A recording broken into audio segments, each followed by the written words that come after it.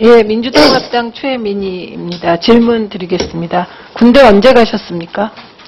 1979년 9월 1일에 입대를 해서 그 훈련을 마치고 1979년 12월에 법무관으로 임관을 했습니다. 어디서 근무하셨죠? 그래서 첫 임지가 광주 31사단 검찰관으로 근무를 했습니다. 그 사이에 굉장히 큰 사건이 있었습니다. 네. 예, 우리나라에. 네. 그때 지금 5.18 관련 단체와 시민단체에서 바로 요 이력 때문에, 그러니까 광주 항쟁 당시에 광주 육군 31사단에서 근무하셨다는 이력 때문에 반대하고 있는 거 알고 계시죠? 뭐 그런 보도는 들었습니다. 네. 예, 어떻게 생각하십니까? 저는 그 보도를 보고 제가 아까 모두에서 말씀드렸지만은 그 군 병역 의무를 위해서 가서 그 31사단에 근무를 하다가 80년대 광주 5.18 항쟁이 일어나면서 거기에 원래 정교사 계엄군법에 의해 법무사 역할을 겸직으로 하고 있었습니다. 그래서 그 재판을 맡았었습니다. 그러나 검시를 하는 것은 제가 31사단 검찰관으로서 일반 민간 검사들과 그리고 군의관 그리고 민간 의사들과 함께 검시에 참여를 했었습니다. 네. 제가 답변서를 이미 받았습니다. 네. 그 답변서 내용에 보면 당시에 할 수 있는 일이 굉장히 제한적이었다. 사실 그 이해가 가는 부분이 있습니다. 그런데 이해가지 않는 게 있습니다. 네. 81년에 무려 군 생활 하시면서 상을 3번이나 타셨더군요. 이렇게 상 탈 정도로 열심히 군부 정권에 협력할 필요가 있었을까요? 상을 3번 타셨더라고요. 그거는 이제 제가 정확하게 기억하지 못합니다만은 그 상이라는 게 그때 모든 군인들한테 주는 국난 기복기장을 다 주었습니다. 그 군대 근무하는 사람들한테. 그런 것이 제가 그 외에 다른 상은 받은 기억이 없습니다.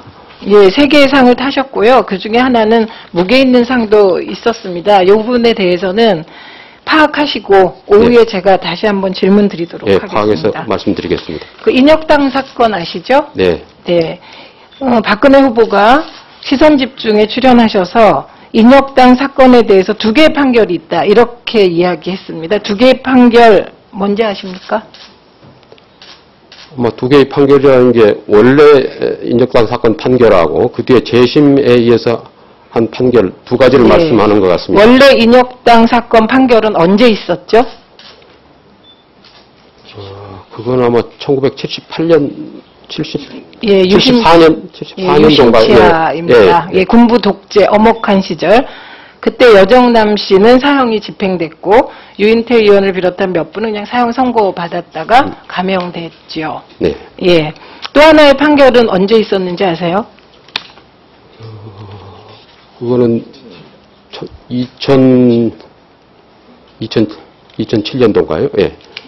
예, 2007년에 관련자들이 재심 청구를 했고 그때 어떤 판결이 나왔는지 아십니까? 네, 알고 있습니다. 무죄 판결이 나왔습니다. 예, 이 2개의 판결 중 국민은 어떤 판결을 받아들여야 할까요? 저는 그 최종적인 판결이 그 판결로서 효력을 현재 유지하고 있다고 이렇게 생각을 합니다. 예, 이게 2개의 판결이 있는 것이 아니고 엄혹한 군부 독재 시절에 억울하게 잘못된 판결이 났고 사람이 억울하게 죽은 사건, 그리고 민주화된 이후에 이에 대해서 그야말로 군부 독재의 잘못된 판결에 대한 역사의 심판으로서 재심 결과 무죄가 난 사건입니다. 이 자리에서 다시 한번 확인하고 싶고요. 그래서 이게 결코 역사에 맡길 일이 아니다. 저는 이렇게 생각하시는데 어떻게 생각하십니까? 저는 그 점에 있어서는 최 의원님 말씀에 공감을 하고 있습니다. 예.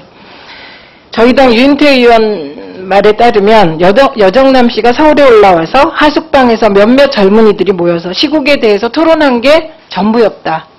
이게 인혁당 사건의 실체다. 예. 이게 군부독재에서 일어났던 그 실상이었습니다.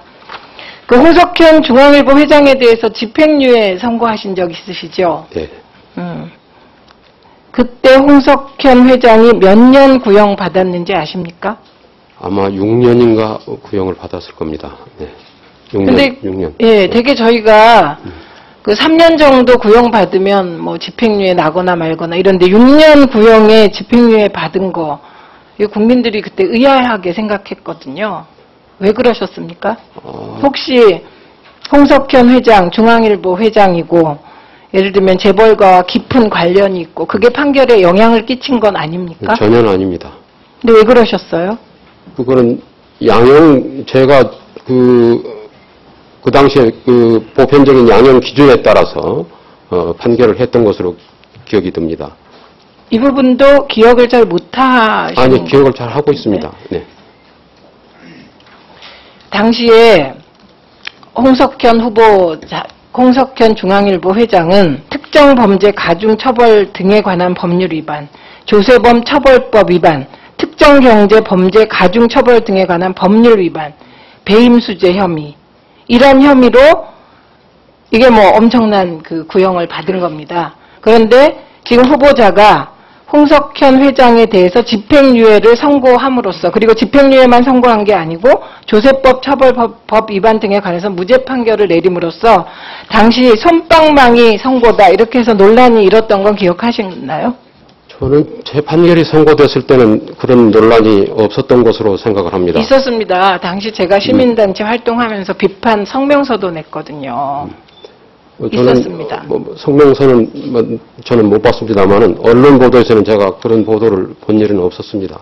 예, 그리고 그래서 유독 우리 재판부가 재벌에는 약하고 서민들에게는 강하다.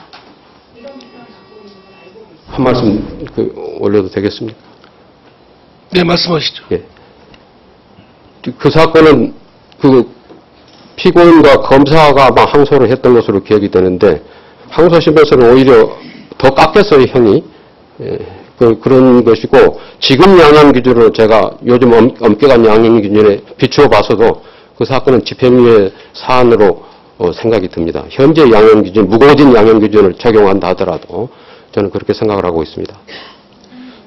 예, 이따 오후에 그 홍석현 사건에 대한 판결 양형이 집행유예에 대한 구체적인 부분을 말씀해 주시기 바랍니다. 네, 알겠습니다. 예, 녹음 많으셨습니다. 다음에 새누리당의 여상규 의원님.